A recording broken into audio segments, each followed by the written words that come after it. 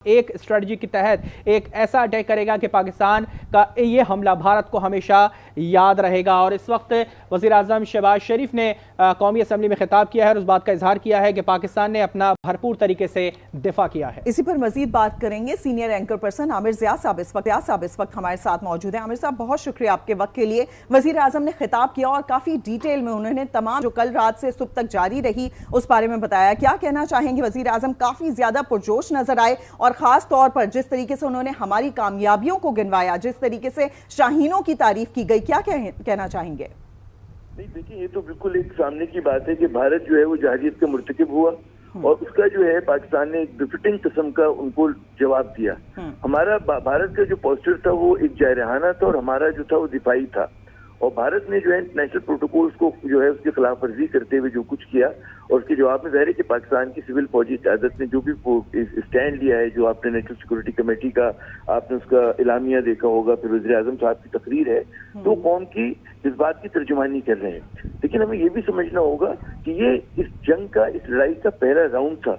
इसमें पाकिस्तान ने यकीनन जो है अपनी धाक बिठा दी है, लेकिन इस वक्त पाकिस्तान पे बहुत ज्यादा इस बात की हमें सोचना होगा कि जो इनिशिएटिव भारत ने अपने पास रखा हुआ है और जिस तरह से उसने ब्रीच किया है हमारे इंटरनेशनल बॉर्डर को, कि पाकिस्तान ने बहुत अच्छा किया। उस पर लिखा है कि जी हम उस बदमाशी का जवाब देने का हक रखते हैं और उसकी जगह और वक्त का तयन हम लोग खुद करेंगे।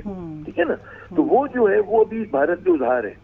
तो आप ये मत समझें कि 5 उनके तैयारे तबाह करके और उनका ब्रिगेड हेडक्वार्टर तबाह करके और उनके कुछ चौकियां गिरा के हमारे साथ पूरा हो गया है।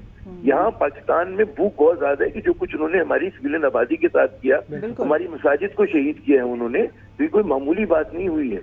तो इसके ऊपर पाकिस्तान को एक कौम तवक्को करती है वज़ीर आज़म से और हमारी जो फौज की क़यादत है कि भारत को उसी की जुबान में और ज्यादा मजबूती से जवाब दिया जाए। और बिल्कुल वो इनिशिएटिव फिर हमारा होगा कि हम कहाँ पे उनको जाके स्ट्राइक करते हैं, जैसे कि हमने 27 फरवरी 2019 में किया था। वो एक ज़ाहिर कि भारत ने कम बदमाशी की थी तो हमने भी उसके लिहाज से उनके सिर्फ 2 ही तैयारे गिराए। इस मरतबा उन्होंने ज्यादा एक गुंडागर्दी की है, तो हमें उसी हिसाब से उनको जवाब भी देना होगा। क्योंकि अगर आप नहीं देंगे तो इसका मतलब ये होगा कि हमने भारत की जो नई सुर्ख लकीर है हमने उसको एक्सेप्ट कर लिया, जो कि बिल्कुल नाकाबिल कबूल है कि आप भारत को, आप इलाके का गुंडा तस्लीम नहीं कर सकते। वो जब जिसके साथ आए वो कुछ भी करके चला जाए।